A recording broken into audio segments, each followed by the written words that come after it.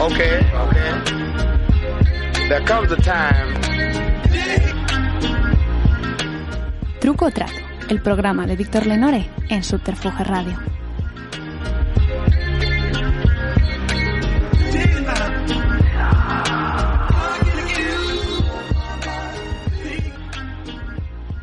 Bienvenidos a un nuevo episodio de Truco o Trato, el programa de entrevistas de Subterfuge Radio. Hoy estamos con Carolina del Olmo, ensayista y gestora cultural. Ha participado en proyectos como la revista independiente de la Dinamo y dirige la revista Minerva del Círculo de Bellas Artes. Bienvenida, Carolina. Hola, Víctor. Gracias. También es la autora de un exitoso ensayo que se llama ¿Dónde está mi tribu?, que trata sobre la crianza en tiempos del capitalismo y que ha alcanzado las 12 ediciones. Con ella vamos a hablar sobre maternidad. Así que la primera pregunta, me gustaría saber qué potencia política o antagonista crees que tiene la maternidad. Pues sí, es una pregunta complicada porque por un lado me parece que tiene muchísima y por otro lado al final el hecho es que las madres y padres recientes nos acabamos enredando en los temas de la crianza urgentes, digamos, y al final no se concreta en nada, ¿no? Pero yo creo que sí tiene una potencia al menos de abrir ojos, ¿no? De hacerte ver muy clarísimo todo lo que falla en la sociedad tal como la tenemos montada, ¿no? O sea que yo creo que si ya todo el mundo tiene la idea de que esto es una sociedad más o menos fallida, ¿no? Y que podría estar funcionando mejor de mil maneras, cuando tienes un bebé que atender con sus ritmos, sus necesidades, sus exigencias en tiempo de esfuerzo, dinero, inteligencia emocional, etcétera, pues la manera en que eso choca, digamos, con las exigencias del mundo laboral o también en un plano ideológico, ¿no? Con la idea como con la ideología así como individualista, consumista, hedonista que tenemos los más afortunados, digamos, pues yo creo que ahí eso tiene esa potencia de chocar y de romper y que por lo menos te hace ver más claro cómo falla todo. Sí, acabas de decir sociedad fallida. Estuve viendo un vídeo de tu charla en la Escuela de Padres de Vitoria y decías que vivíamos en una sociedad de mierda que hay que cambiar de arriba abajo. Decía mierda, exactamente. Sí, creo que sí. Bueno, vaya igual. Por Dios. No, decías otra cosa cada día más mal hablada. Da igual. Decías otra cosa todavía más, yo creo, más dura, que decías que parecía diseñada por un supervillano, que si un supervillano diseñara una sociedad para hacer complicada la crianza no podría hacerlo mejor que la actual, ¿no? Sí. Es que es un poco así, ¿no? O sea, que todo... O sea, digamos, criar hijos en soledad o casi en soledad es una cosa muy exótica a lo largo de la historia, nunca se ha hecho. Los humanos somos una especie de crianza cooperativa y necesitamos red y apoyo, y en esta sociedad es prácticamente imposible tener red y apoyo. Lo único que lo suple un poco es el dinero y tampoco andamos muy sobrados, la mayoría. Y entonces, pues eso, todo lo que es con precariedad, movilidad, flexibilidad, etcétera, se lleva fatal con todo lo que entraña criar, dar seguridad, acompañar y todo eso, ¿no? Sí, estuvo aquí Juan Manuel de Prada y decía que él citó la frase de Belén Esteban de "yo por mis hijos mato", esa frase famosa, y decía que el sistema no le gustaba la natalidad porque por eso, precisamente, porque tú eres capaz de matar por tus hijos, pero como has dicho antes, realmente muchas veces te hace mucho más obediente políticamente, porque tienes que preocuparte de mantenerlo, o sea, creo que era un filósofo muy antiguo, Bacon, que decía: quien tiene mujer e hijos, bueno, él decía mujer porque era muy antiguo, quien tiene mujer e hijos entrega rehenes al destino, ¿no? Claro, entonces estás vendido, tienes rehenes ahí, tienes que negociar, no te queda otra, ¿no? Bueno, yo veo ejemplos de politización, por ejemplo, se me ocurre cuando hubo hace un par de años esta crisis que tuvo Donald Trump con los migrantes, ¿no? Que hizo una operación contra los migrantes realmente durísima, y se veían las imágenes de niños en jaulas, de niños separados de sus madres, y eso creó incluso entre parte de sus propias bases, creó un sentimiento de rechazo muy fuerte, ¿no? Sí, o sea, yo creo que todavía tenemos ahí un compartido, digamos, entre diferentes facciones políticas, o como lo llamar, hay un punto compartido de esa especie de, espanto a que los niños lo pasen mal, por ejemplo, que sí que da un poquito de suelo, ¿no?, sobre el que quizá poder edificar unos puntos de acuerdo mínimos para avanzar en algo, pero verdaderamente es complicado, porque igual que lo de Trump Sí, yo me acuerdo que más salieron unos audios también, en Democracy Now! Sacaron unos audios tremendos de los niños, pero bueno, es como lo del niño de Ailán en la playa, en fin, son cosas que remueven un montón, pero tampoco parece que tengan... O sea, es verdad que a Trump le perjudicó, ¿no? Un poco, yo creo, entre los votantes republicanos, pero bueno, no sé si lo suficiente. Aquí, por ejemplo, no ha pasado eso mismo estas Navidades con la Cañada Real, ¿no? Que murió un niño de hipotermia y tal, pero no parece que haya habido una reacción similar, a pesar de que se supone que España está sociológicamente a la izquierda de Estados Unidos. Sí, yo no lo entiendo bien, porque siguen así, ¿no? Siguen sin luz en la Cañada. Ahora, bueno, empezará el buen tiempo y parecerá que es menos problema, pero es que realmente es increíble. En general, estamos tragando como sociedad cosas que yo, no sé, creo que hace 10 años no me las hubiera creído. Lo de la comida de basura que les daban a los críos que no iban al cole durante la pandemia, bueno, el propio cierre de colegios total y el abandono bestial, ¿no?, de la infancia durante el confinamiento severo y no sé, realmente, pues eso, parece que ese mínimo común de acuerdo tampoco es tan mínimo, o sea, es demasiado mínimo, ¿no?, que acabamos tragando con casi todo. ¿Tienes alguna idea de cómo se ha roto esto? ¿Cómo se ha ido este sentimiento de indignación cuando ves que tratan mal a los hijos de los demás? ¿Cómo se ha ido suavizando?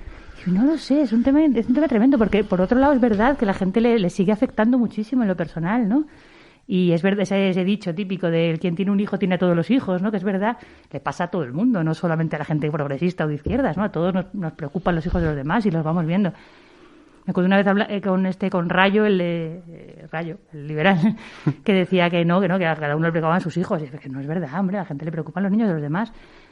Pero esa especie de salto entre me preocupan los niños de los demás o me importan, por lo tanto, tengo que rechazar un gobierno que hace tal o cual, no lo dan, no se da, no sé.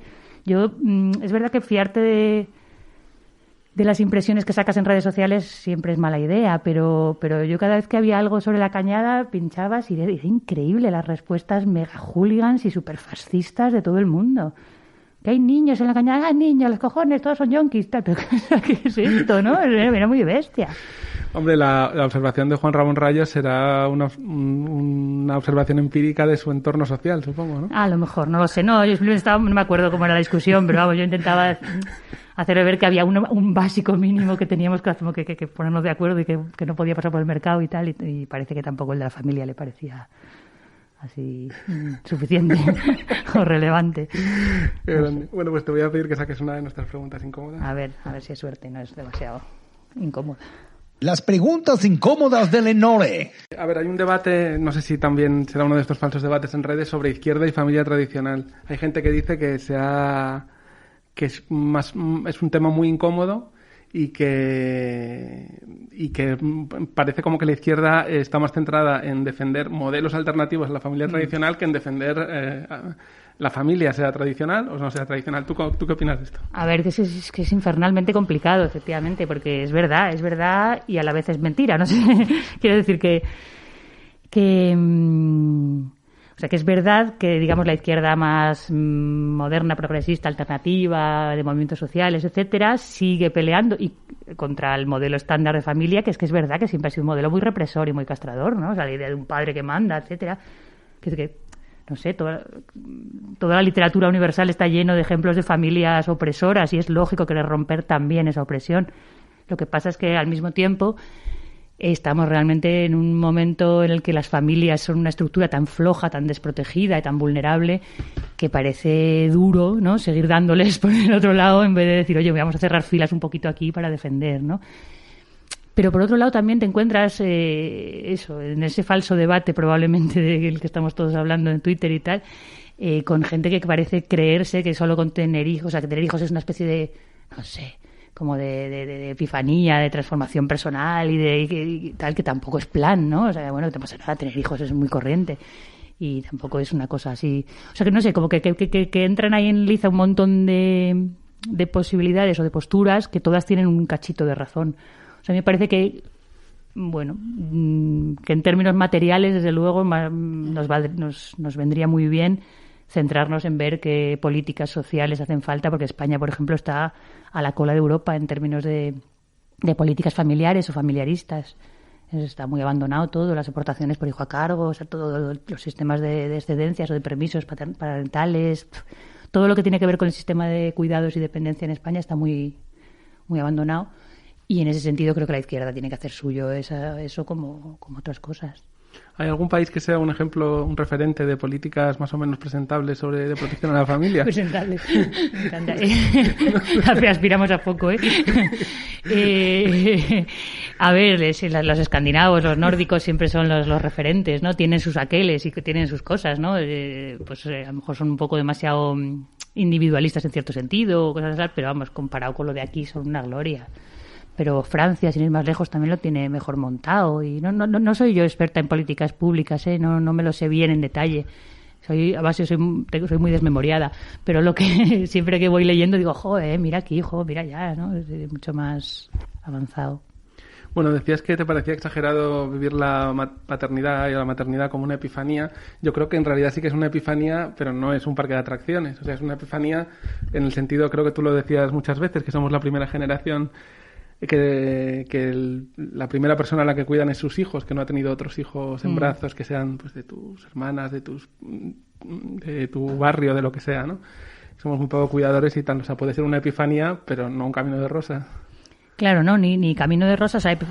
Digamos, un choque es eso seguro, ¿no? Un despertar, un lo que quieras, pero ni es un camino de rosas ni tampoco es un despertar en el sentido ético o moral que garantice que te conviertas en mejor persona o en una persona con mayor capacidad de compromiso. A eso me refería, ¿no? Que no hay una especie de ahí de, no sé, de eso, de despertar ético, o no siempre, ni tiene por qué haberlo, ¿no? Que hay un poco de ahí a veces, no sé, yo a veces veo algunas... A mí, no sé, el rollo ideológico ese como child free, ¿no? De gente que está hasta el gorro de los niños, está siempre diciendo, los niños qué pesados, me toca muchísimo las narices como madre y creo que como no madre también me las tocaría. Pero hay una especie de respuesta ahí a esos que también es un poco demasiado como subidita de tono, ¿no? Para mi gusto. Sí, padres sermoneando, ¿no? A los demás sobre sí, como nosotros, que sabemos de verdad lo que es bueno. Y algunos de derechas que tienen un discurso pro familias, pero sus partidos o los partidos a los que votan no tienen políticas pro familias, ¿no? Claro, eso es la lacra de siempre, ¿no? Los mismos que están defendiendo que hace falta valores fuertes aquí o allá, o familias o no sé qué, son los que hacen políticas que socavan cualquier posibilidad de eso, de cuidar de a nadie y incluso de tener una sociedad con valores fuertes, ¿no? Me estaba acordando, hice una entrevista a la socióloga estadounidense Arlie Hochschild y me estuvo contando un proyecto en el que estaba metida que me pareció muy interesante, que consistía en politizar el Día de la Madre.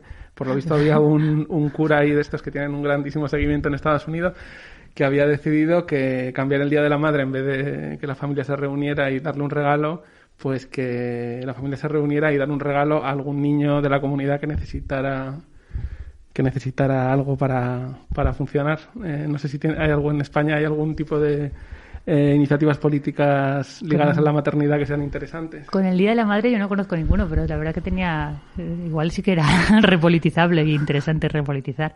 Y yo lo que veo cada vez más es esa especie de hartazgo de sobre todo quizá después de la pandemia y el confinamiento, esa sensación de, que realmente les importa un bledo, ¿no? Los niños y las familias.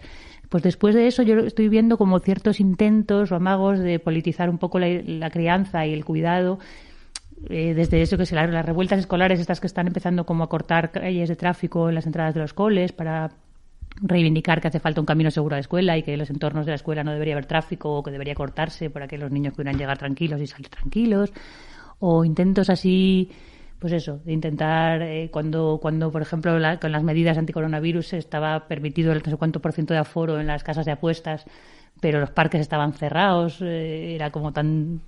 O sea, ha habido casos así como tan sangrantes que sí que ha habido un poco de movimiento así como de gente que se ha juntado por eso, como madres, digamos, o como madres con padres añadidos, o madres por el clima, que eso fue antes de pandemia. Yo creo que sí que está habiendo algunas iniciativas tímidas todavía quizá, aunque Madres por el Clima, bueno, se lo curraron en términos comunicativos muy bien, o se lo están currando, que no han desaparecido, pero y no sé si lo que no termina de cuajar es justamente el hecho de que los padres y madres recientes o más o menos recientes no estamos en el mejor momento en términos de tiempo disponible para invertir en este tipo de cosas, ¿no? Yo estuve en un intento de montar una cosa que tenía el nombre ideal de Sindicato de Familias, que nos había parecido muy propio y éramos muchos y con mucha disponibilidad y había gente ahí muy valiosa y realmente es que no nos daba ni el tiempo ni la cabeza, ¿no? Al final para montar. Que no es que se haya muerto ese proyecto, está ahí medio. ¿Y en qué consiste más o menos los objetivos? Bueno, no estaba muy claro. O sea, es que además así somos siempre, ¿no? En este sector en el que me ha tocado vivir, que de alguna manera ya la propia idea de si esto es un sindicato o no empezó a... O sea, que te acabas discutiendo todo tipo de cosas, ¿no?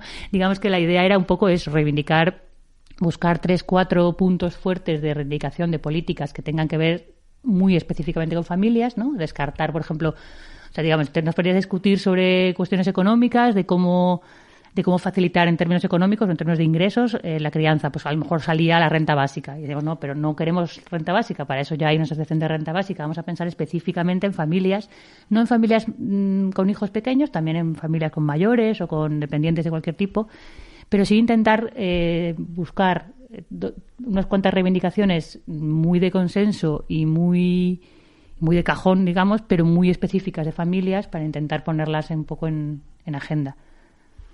¿Y no intentasteis alguna alianza con alguna estructura ya preexistente, un sindicato, el ala izquierda de la Iglesia Católica, algo así que...? No sé si no, o es que no llegamos a ese punto. O sea, la idea sigue ahí, pero había, por un lado, una especie como de urgencia de hacer algo ya, ¿no? De hacer algo en términos de acciones, visibilizar, tal. Y por otro lado, un interés en hacerlo despacio y bien y hacer un poco de lobby y entonces tener contactos con grupos, con tal... Y todo eso llevaba mucho tiempo y bueno, pues no lo teníamos, o no lo estamos teniendo, vaya. Claro, pero es una idea muy interesante. ¿Era solo en Madrid o era a nivel nacional? A ver que lo piense. O sea, yo creo que la idea era extenderse a nivel nacional, pero empezó como sobre todo madrileño. Había gente de fuera desde el principio, pero poca en el grupo. Vale, pues te voy a pedir que saques otra pregunta. Venga. Las preguntas incómodas de Lenore. Pues, a ver, tu libro ha recibido elogios unánimes, digamos, o mayoritarios, pero la crítica que se ha repetido muchas veces es... tú contabas muchas historias personales de tu primer hijo, que fue un embarazo y posembarazo bastante duro, pero alguna gente te decía, estas son cosas que valen para alguien que tenga cierto nivel económico, no por debajo de esto. Sí. O sea, yo la crítica que yo recuerde... Hubo sobre todo así que fueran un poco interesantes. Había gente que decía que era un coñazo el libro, pues eso tampoco no es muy interesante como crítica. Pero había como dos críticas que a mí me resultaron interesantes. Una era la de no deja de ser un relato de maternidad burguesa o pija si quieres, y yo la asumía, ¿no? Digamos que sí. O sea, el libro tenía como doble vertiente, la de diario de maternidad un poco, ¿no? Y desde ese punto de vista era claramente un libro de una maternidad burguesa, urbana y tal. Y luego tenía la parte más de análisis o algo así, que ahí sí que aspiraba un poco a romper con esa estrechez de miras de la experiencia burguesa. Y no lo sé si lo conseguía o no.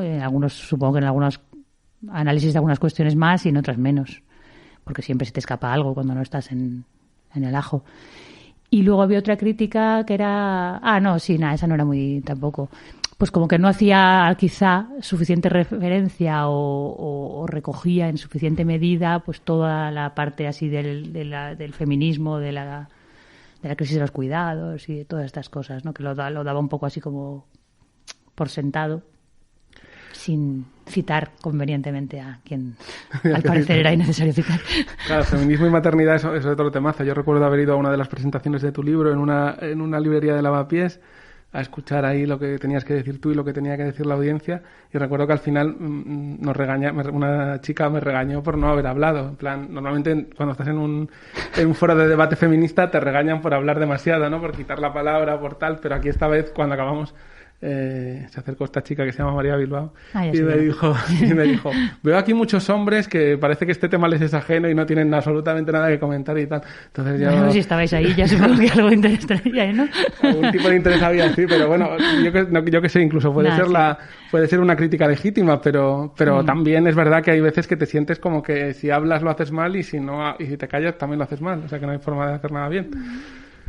O sea, digamos, aquí estamos cruzando dos temas, el de maternidad y feminismo, sí, y el de los tíos en un entorno de feminismo, qué papel hacen y qué papel no hacen, ¿no? El de maternidad y feminismo, yo creo que Yo creo que hay mucho de generacional en ese tema y que tengo la impresión de que cuando van cogiendo la palabra gente más joven que yo, esa especie de conflicto se suaviza.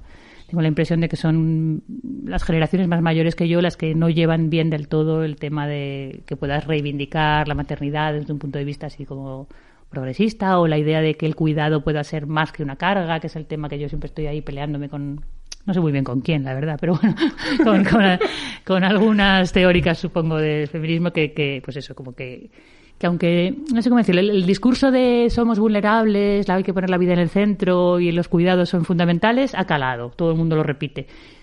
Pero de verdad, se nota que hay gente que no se lo cree, ¿no? Y que sigue pensando que los cuidados son una carga infernal en la que hay que deshacerse porque estorban, porque para lo importante que sigue siendo la carrera laboral o algo así, ¿no?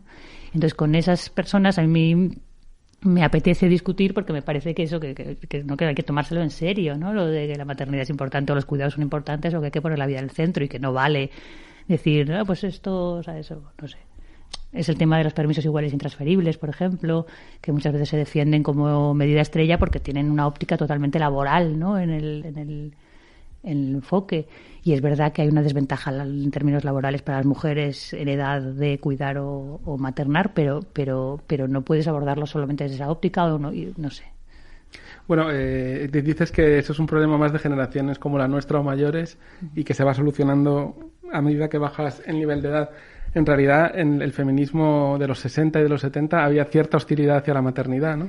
Sí, no en todo, también porque es verdad que el feminismo que más se ha visto o que más ha ganado el terreno del discurso es ese, ¿no? El de que un poco hostil con la maternidad, sí, y con todo lo que tiene que ver con cuidados, por eso, porque digamos, bueno, es razonable, ¿no? Hay un mundo en el que todo eso está minusvalorado y hay otro mundo en el que hay que competir y pues bueno, no te queda otra que adaptarte al entrar en ese otro mundo, pues adaptarte un poco, ¿no? Y todo eso queda un poco ahí como una cosa arrumbada.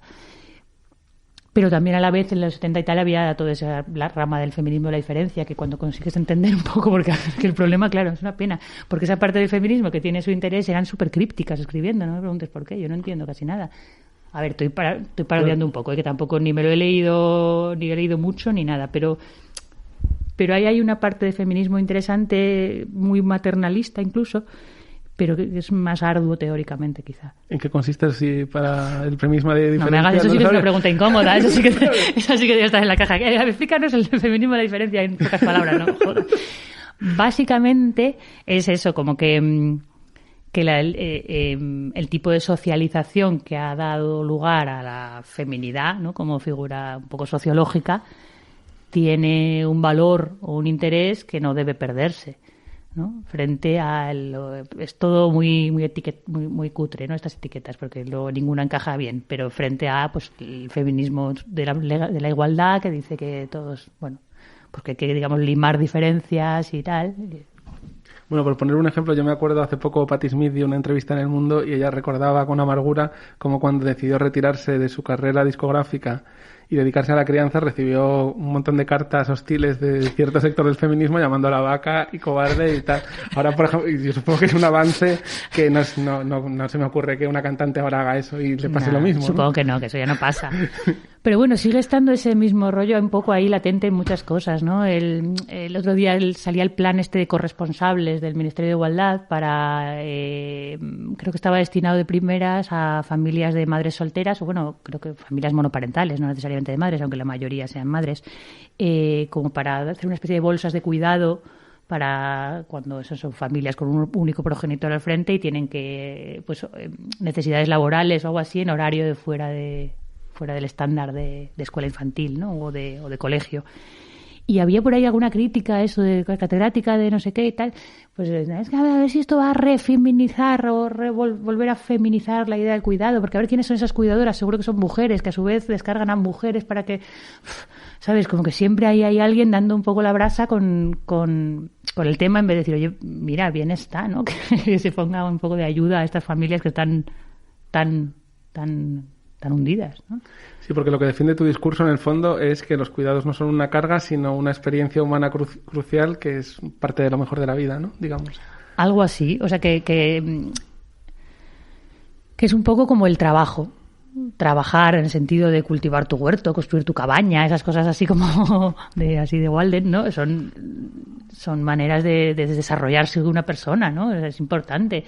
Vivir sin trabajar como un rentista tirado en un sofá comiendo uvas es repugnante, ¿no? En términos humanos. Pues un poco pasa lo mismo con el cuidado. Que el trabajo en el sistema capitalista haya llegado a ser esta basura en el que tenemos que ir al trabajo prácticamente llorando en el metro y nos pagan poco y mal y pues es una desgracia que hay que abordar, sin duda. Pero eso no hace que cualquier tarea productiva sea una carga imposible, un asco, etcétera, ¿no? Yo creo que visto desde ese punto de vista me parece evidente. El cuidar forma parte de la experiencia humana. A todos nos han cuidado, porque si no, no estaríamos aquí, y un poco de deuda de cuidados parece que tenemos, ¿no? Al menos los adultos autónomos, más o menos, claramente estamos en deuda en este sentido, y interpretarlo como pura carga y cosas que hay que externalizar y esconder y quitar y pasar por el mercado o por distintas instituciones del estado de bienestar, me parece un enfoque muy estrecho. Uh-huh.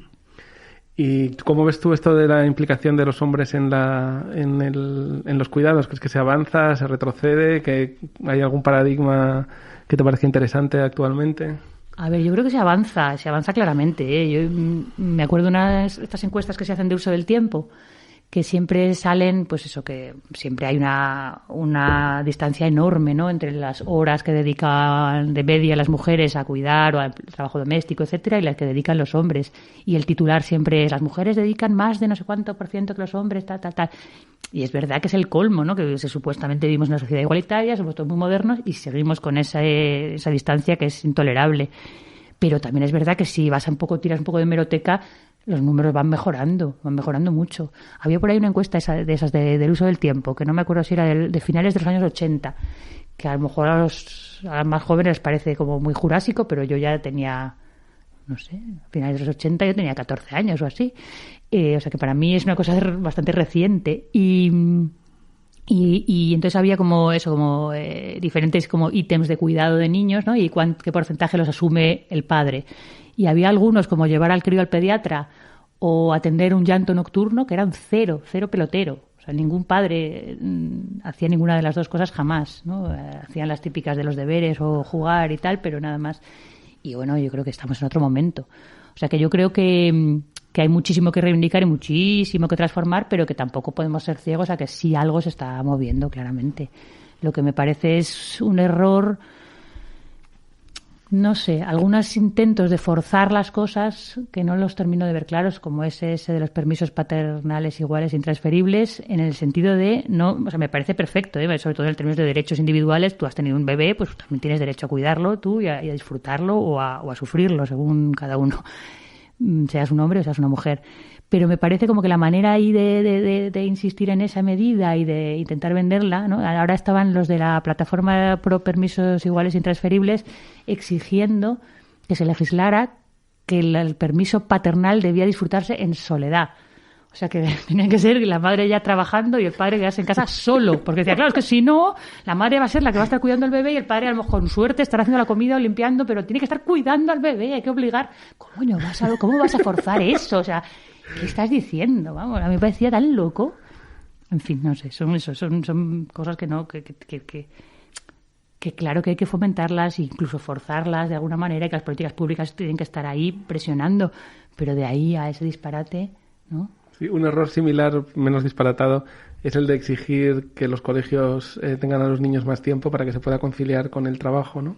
Claro, eso es inevitable y todos los padres o madres lo acabamos haciendo, ¿no? A ver si abren, joder, este año no hay campamentos urbanos por el COVID, ¿qué vamos a hacer? Y tal, todos queremos tener a nuestros niños ahí todo el día, claro, ¿qué vamos a pedir?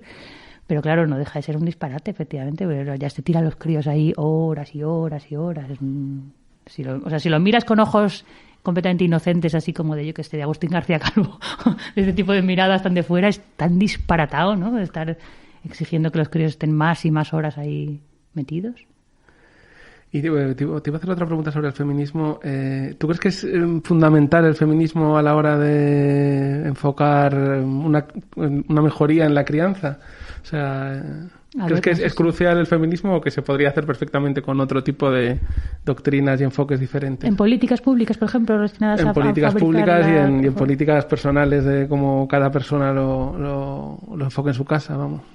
Nunca me lo había planteado así. No sé, el feminismo en general suele funcionar para muchas cosas. Entonces, imagino que también en crianza tiene esa parte importante de que es verdad que ha sido la tradición feminista la que ha sido capaz de poner ahí en el centro lo de que es la vulnerabilidad, la interdependencia y la vida en el centro y todo eso, con lo cual eso es un aporte fundamental, ¿no? En términos a la hora de entender la crianza y los cuidados.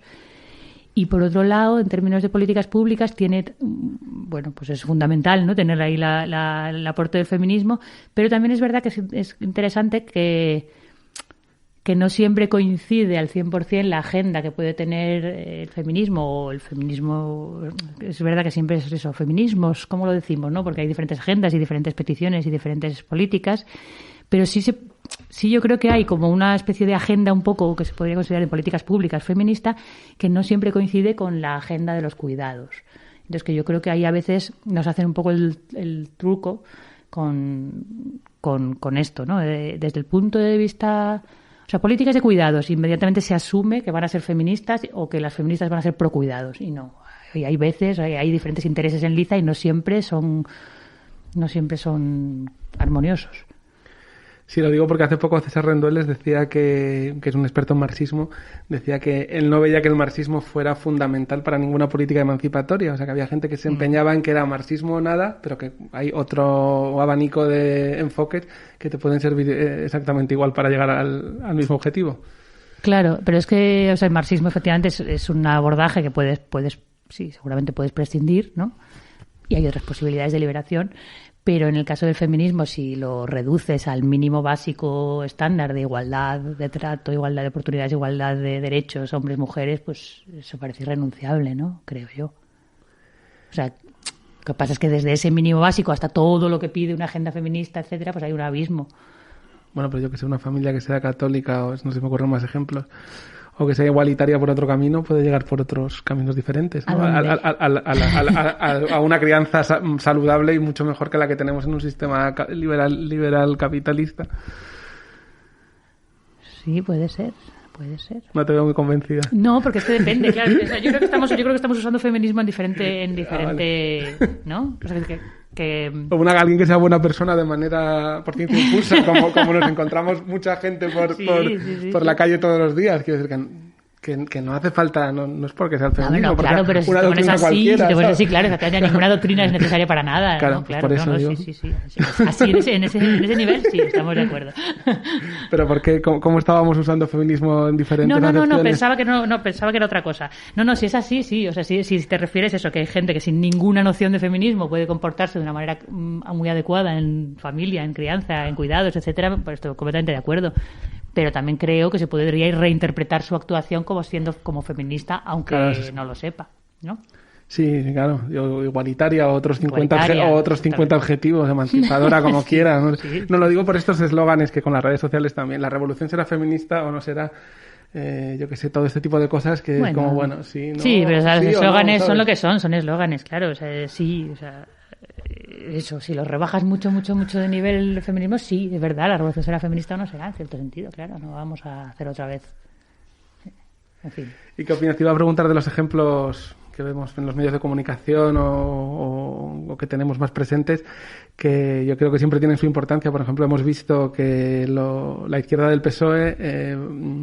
las mujeres han llevado alguna vez a los hijos al Parlamento, Carolina Vescanza o Irene Montero, pero nunca se ve, Irene Montero incluso a su despacho en el Ministerio de Igualdad, pero nunca se ve a un hombre cuidando de sus hijos, tal. Eso. Me gustaría saber qué importancia te parecen este tipo de ejemplos públicos mediáticos y cómo se podrían mejorar, aunque esto de que lleven a los niños al Parlamento ya es un paso adelante. Sí, a mí me parece un paso adelante. Hay gente que, no sé, o sea, que bueno, ha habido un montón de polémica con eso, un montón de gente que no ve la relevancia del gesto, ni mucho menos, y yo sí que la veo, me parece importante y relevante y de todo. Es verdad que no es suficiente. Y, hombre, en el caso de las mujeres tiene como, digamos, la facilidad o la excusa, o no sé cómo llamarlo, de que está muy relacionado con la vertiente corporal de la maternidad, ¿no? Con dar el pecho, con eso que, bueno, pues, que además de alguna manera también lo reivindicamos muchas veces, ¿no? Es que esto es un proceso que tiene una vertiente fisiológica que no se puede olvidar, ¿no? También en eso, yo estoy todo el rato a vueltas con los permisos iguales intransferibles, parece que estoy fijada en ese tema, pero no, es que me sirve muchas veces de ejemplo. Pero eso, que en los permisos iguales intransferibles como que no se tiene en cuenta que ha habido un proceso fisiológico ahí, ¿no? 16 semanas para ese señor que ¿qué ha hecho? Perdona que te diga, ¿no? Y 16 semanas para esta tía que se ha desangrado por el camino prácticamente, ¿no? O sea, a ver, un poco de ¿no? igualdad precisamente en ese sentido, ¿no? De diferentes, en fin, diferentes recompensas o diferentes permisos para diferentes compromisos. Entonces, en el caso de las mujeres, esa vertiente corporal yo creo que está muy clara y tiene sentido reivindicarla, ¿no? O sea, no podemos desprendernos o no deseamos, y muchas veces ni siquiera podemos desprendernos así del bebé de una manera tan tajante, pero por otro lado creo que sí que sería interesante y muy útil que hubiera tíos que llevaran una mochilita con un bebé a diferentes lugares. Que tampoco estoy muy al tanto, pero me gustaría saber qué te parece las medidas que esté manejando el gobierno más progresista de la historia en cuestión de maternidad. Qué mala leche tiene, hombre. A ver, de momento pues sí, bastante poca cosa, la verdad, porque no nos vamos a engañar. No sé si era César el que decía, si lo peor es que es verdad, que es el gobierno más progresista de la historia, macho. Lo triste es que no es que sea mentira, que es verdad. O sea, a mí me alucina, por ejemplo, que en un año y unos días ya desde que empezó la pandemia no hayan sido capaces de poner ningún tipo de permiso retribuido para padres y madres que trabajan y que tienen que tener a los hijos en cuarentena. Es increíble. O sea, se ha hablado de ello. Ay, sí, es verdad, este tema es fundamental. A ver si hacemos algo y tal. Sí, bueno, si esperamos un poco, igual hasta nos vacunan antes y no hace falta hacerlo. No sé, es muy loco. O sea, no están haciendo casi nada. Bueno, a ver, no están haciendo casi nada, tampoco es plan. Esto me tiene alucinada, ¿no? Lo de los permisos esos. Pero es verdad que con la gente que ha entrado con el PSOE en infancia han subido un tropecientos % la asignación por hijo a cargo. Pasa que partíamos de una miseria tan miserable que incluso una subida del mucho por ciento, que no me acuerdo cuánto es, sigue siendo muy miserable, ¿no? Entonces, pues eso, sobre todo si lo miras con ojos de nuevas, ¿no? El gobierno ahora ha puesto la asignación por hijo a cargo en 108 euros al mes. Y dices, ¿qué es esa mierda? Pero es que antes estaba en 21, ya jolé, pero ¿no? Es verdad que, bueno, pues que es una subida presupuestaria muy gorda y tal, pero es un poco anticlimax, un poco deprimente todo, sí. Bueno, muchas veces esto son políticas de titulares, ¿no? Para poder decir el gobierno, para que los periódicos, los medios afines puedan decir el gobierno ha subido un 300%, sí. La asignación por hijo. No sé, yo en este caso párrafo. Igual estoy siendo ingenua, pero en este caso creo que fue un esfuerzo real y importante, ¿no? Y en infancia es verdad que ha entrado gente muy muy consciente y que sabe mucho del tema y que se lo han currado lo que han podido. Lo que pasa es que, claro, pues es eso, es lo de siempre. Me acuerdo de un arquitecto italiano, y no me acuerdo del nombre, de hace años, de los años 70 por ahí, que decía: siempre estamos aquí a vueltas con la vivienda mínima, ¿no? Que es lo mínimo que necesita una persona, ¿verdad? Pero ¿por qué mínima, coño? Vamos a diseñar palacios, ¿no? Entonces un poco era una tontería, una butada así, pero también tiene un poco de eso, ¿no? De, oye, que estamos subiendo esto un montón, ya, jolín, pero mira tú el presupuesto de otras partidas del presupuesto general del Estado, y es que vamos a intentar disparar un poquito más alto para que luego... Como mínimo una cosa intermedia, ¿no? De la vivienda digna en vez de la vivienda mínima. Sí, eso habría sido bien. En general, no sé, sí, o sea, yo creo que estamos... que se suman todas las dificultades objetivas de gobernar en un entorno capitalista con todas las presiones que seguro que hay por todos lados, el IBEX 35 y todo eso que nos dicen todo el rato, yo creo que también hay un punto ahí de timoratismo, de timidez o de... ¿no? Que no termino de... No sé, igual estoy siendo injusta e ingenua, pero tengo la impresión de eso, de como de que hay, no sé, que los de derecha son mucho más innovadores y mucho más arriesgados en sus propuestas. A ver, yo estoy totalmente de acuerdo. Quiero decir, si es un problema el IBEX 35, por lo menos tú promulgas la ley y que te la tumbe el IBEX 35 y que se vea como, por ejemplo, lo de Grecia, ¿no? Ha llegado un gobierno ha llevado un partido comunista al gobierno y se ve que la Unión Europea ha puesto una serie de límites que hacen que no pueda desarrollar su programa o lo que sea. Pues aquí es verdad que no puedes hacer un órdago con cada política, con la de infancia, con la de tal, con la de cual, pero yo creo que un pelín más de margen o de... sí, no sé, ¿no? Ya te digo, no tengo ni idea de lo que estoy diciendo. Estoy hablando de pura charla de bar, no tengo ni idea, pero es mi impresión. Bueno, ¿y no te da la impresión de que no se da suficiente...? O sea, quien se debería criticar es a la derecha, que tiene un discurso muy, muy pro familia y unas políticas realmente también súper pobres. Sí. Cuando están en el gobierno y cuando están en la oposición, nunca reclaman cosas para las familias, ¿no? Nada, es lo de siempre. Lo que reclaman es eso, el PIN parental y esas gilipolleces, ¿no? O sea, como parecen... Es todo este asunto de como que ellos, así, los tratas como grupo ideológico global, así, parece como que interpretan que los peligros para sus hijos y sus familias son, pues, libertinaje y el fin de las buenas costumbres, ¿no? Y entonces están todo el rato dando caña con eso. Cuando realmente el peligro y el riesgo para sus propias familias, excepto para los más ricos, son sus propias políticas económicas, ¿no? Pero siempre siempre así, ¿no? Hay una especie de extraño romanticismo en la derecha de familia, valores, religión, patria, yo qué sé, que son completamente incompatibles con sus políticas de tierra quemada, liberales, ¿no? Y efectivamente, sí, pues no se les da caña suficiente con esto, sí, seguramente que no. Pero es que es curioso, porque realmente están liderando bastante bien el discurso con toda esa basura que meten. Es como lo de socialismo o libertad, ¿no? Pero bueno, es increíble que esto esté colando, ¿no? ¿Qué me está contando? Si sois vosotros los que no queréis que hubiera ley de divorcio, si sois vosotros los que no dejáis que haya eutanasia, si sois vosotros... O sea, ¿cómo estamos permitiendo, cómo está pasando que ellos estén consiguiendo que cuele que libertad es lo suyo?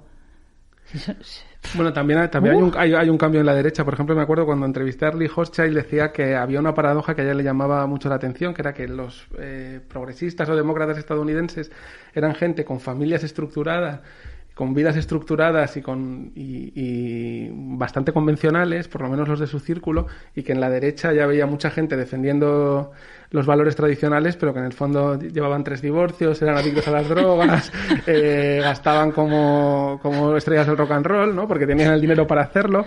Y bueno, aquí en España también ha habido un giro contracultural de la derecha. Quiero decir que la derecha ya no es el señor que va con un traje impecable y a misa los domingos y tal, sino hay una serie de personas que vienen de la contracultura y que defienden que se tumben todas las leyes posibles, que se legalicen las drogas, y no sé, un montón de...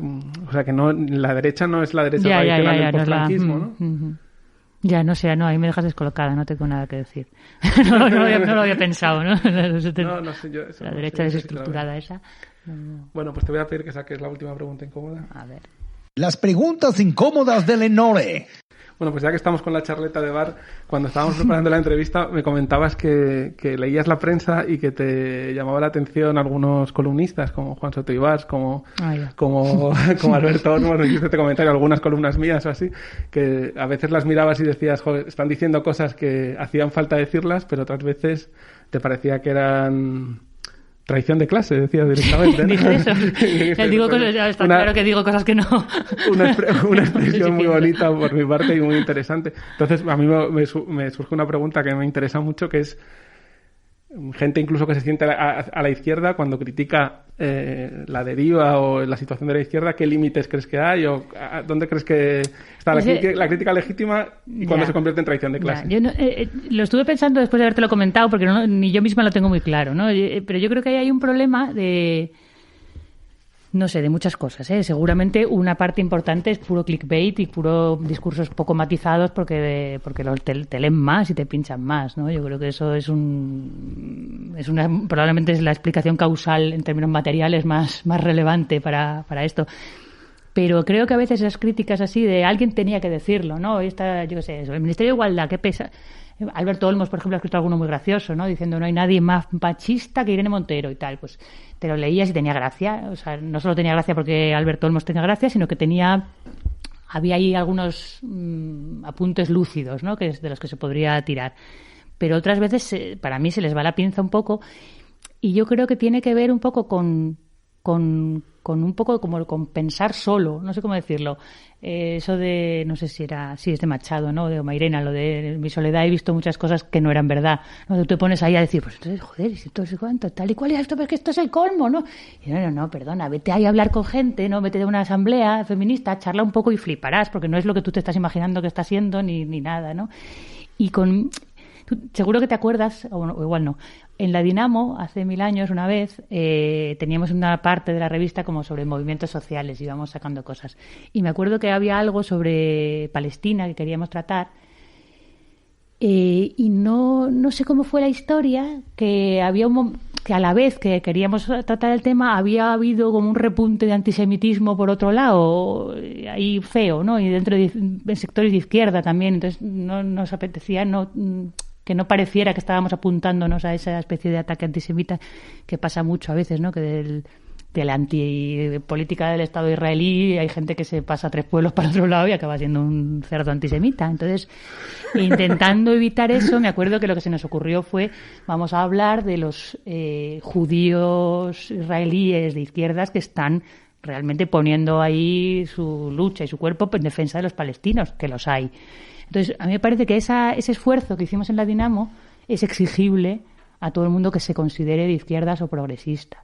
Entonces, si a ti te parece que la ley del sí es una mierda puritana, pues moléstate en hablar con Clara Serra, que ha escrito un artículo 2 o 3 muy interesantes sobre cómo efectivamente es puritano esto. No vengas tú a decir 4 burradas así en plan, no sé cómo decirlo, ¿sabes? ¿Me entiendes? Le veo ahí ese error y luego me fastidia también ese rollo de no, es que esto es verdad. Pero las verdades, las intervenciones públicas no solo son frases verdaderas o falsas, son intervenciones que hacen cosas, ¿no? Las palabras hacen cosas. Este tío, el del gen egoísta que me cae a mí fatal, el Dawkins. Dawkins. Me acuerdo que puso por ahí, es que no sé exactamente cómo era, pero puso algo así como en no sé cuántos siglos, siglos tampoco porque no... Bueno, en no sé cuántos años llevan dándose el premio Nobel.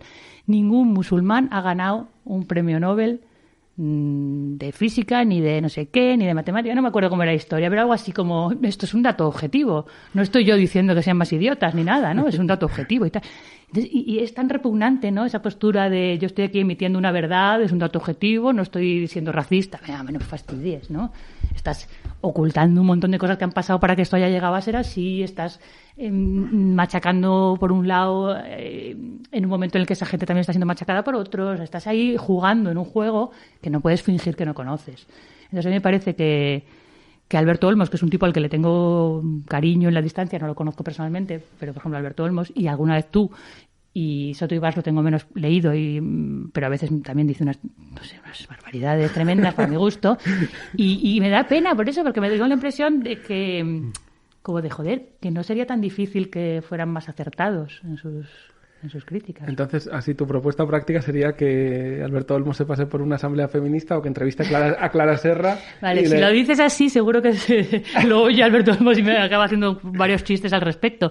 Pero a mí me parece una propuesta totalmente digna y sensata, vamos. Sí, algo así, no sé cómo decirlo. O sea, que a mí me pasa también, que yo a veces voy viendo las cosas y luego encima, o sea, eso de pensar solos, que decía lo de Mairena, hay algo peor todavía que pensar solo, que es pensar con tu cámara de eco, ¿no? Con tus palmeros detrás, que ya era hora de que alguien lo dijera, tal, dirá a esas feministas que tal. Joder, eso sí que es chungo ya, ¿no? O sea, ahí se inventa una dinámica. Sí, de todas formas hay otra dinámica también, porque por ejemplo tú decías, creo que en un tuit, que a ti a veces te daba ganas de contestar, pero luego siempre te acababa dando pereza. Entonces yo creo que hay un rollo en que hay cierta gente, yo que sé, que viene de la academia y que no está acostumbrada a los debates mediáticos. Yo no creo que sea tan exagerado el clickbait, pero sí que hay un salto importante entre un debate académico y un debate mediático. Y que no hay ahí un espacio donde puede haber algún intercambio saludable. Hombre, ¿sabes lo que pasa? Que en redes sociales no va a ser. Bueno, hay gente que me ha dicho que Facebook sí es un sitio, pero creo que eras tú mismo, ¿no? Que me dijiste que en Facebook sí se podían mantener debates razonables. No sé, yo no tengo Facebook, pero en Twitter es imposible mantener debates razonables. O sea, no. Sí, bueno, o es posible, pero no suele merecer la pena porque casi nunca lo es, ¿no? Son debates que no sé, que exigen tiempo y probablemente cañas. Un café, sí, no, a ver, yo estoy seguro de...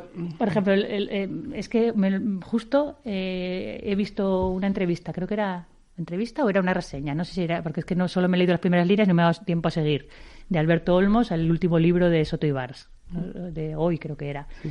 Y empezaba con una cita o sacaban o entresacaban algo, ¿no? De eso, del puritanismo del feminismo. Digo, pero a ver, si son las feministas, somos las feministas las que llevamos años exigiendo y pidiendo y reivindicando educación sexual en los coles, por ejemplo, para los niños. ¿Por qué es lo mismo que el socialismo o libertad? O sea, ¿por qué cuela? ¿Por qué yo lo leo y digo, pues sí, es verdad que un poco puritana? Digo, ¿qué coño puritanas? Pero sí, ¿sabes?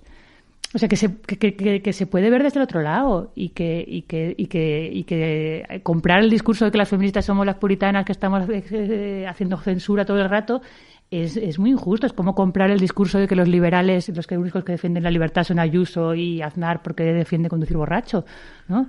Es entrar en ese juego. Bueno, también puede que haya un sector puritano del feminismo. Claro que lo hay, claro que lo hay. Cualquier otra corriente del mundo. Claro que lo hay, sí. Sí. No, pero bueno, o sea, yo te digo que en Facebook se pueden tener debates razonables y hay ejemplos, por ejemplo, en la página... No, que no me vas a convencer. La página del filósofo Fernando Broncano, que estuvo aquí hablando el otro día, él se dedica a compartir textos en un tono totalmente...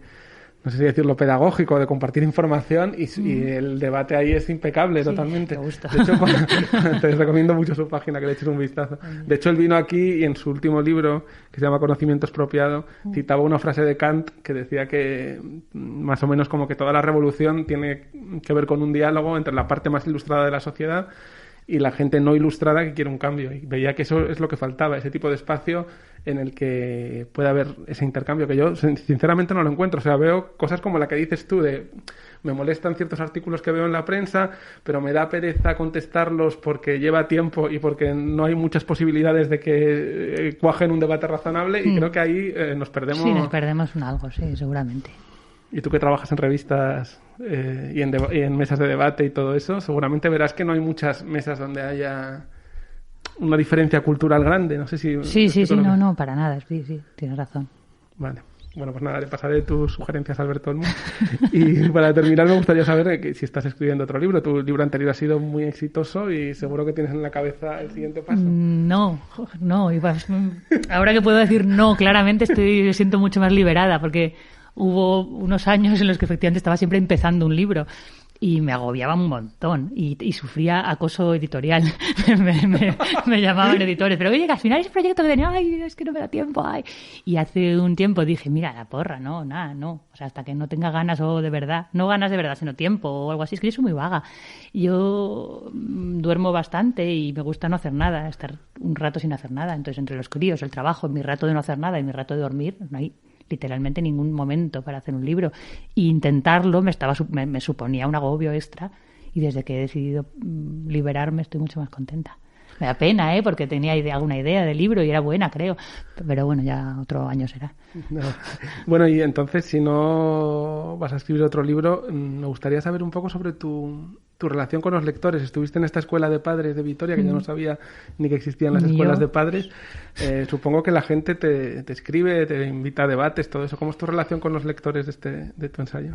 Bueno, hay un cambio muy gordo desde los primeros, 2 años o así, desde que salió el libro, hasta ahora, que es mucho más así esporádico. Al principio sí que había bastante, muchísimas llamadas de gente que, desde cosas tipo escuelas de padres, asociaciones de madres y padres de alumnos, o librerías pequeñas de diferentes ciudades o barrios y tal, que querían montar un debate sobre maternidad, grupos de crianza que también querían montar cosas. Y ahí había muchísimo movimiento, es verdad, y me llamaban un montón. Y luego ahora es mucho más esporádico. De vez en cuando alguien, se plantea un ciclo sobre algo que encaja con mi perfil, me encuentra, o alguien lee el libro de nuevas, porque efectivamente el libro increíblemente se sigue leyendo, y aparecen por ahí lectores con ganas de montar un debate sobre el asunto. Y siempre en general, la verdad que muy bien, muy cordial todo y muy agradable. Y un poco muy eso que decías, ¿no? De que la maternidad igual sí que es un poco un tema que te permite juntar debates de diferentes niveles con bastante facilidad. Pues no lo había pensado, pero seguramente es un ejemplo de un debate que es muy propicio para esas mezclas, sí. Bueno, pues nada, con este comentario acabamos. Muchas gracias, Carolina, por venir. Nada, gracias a ti, Víctor. Y gracias a todos los que escucháis este podcast cada semana.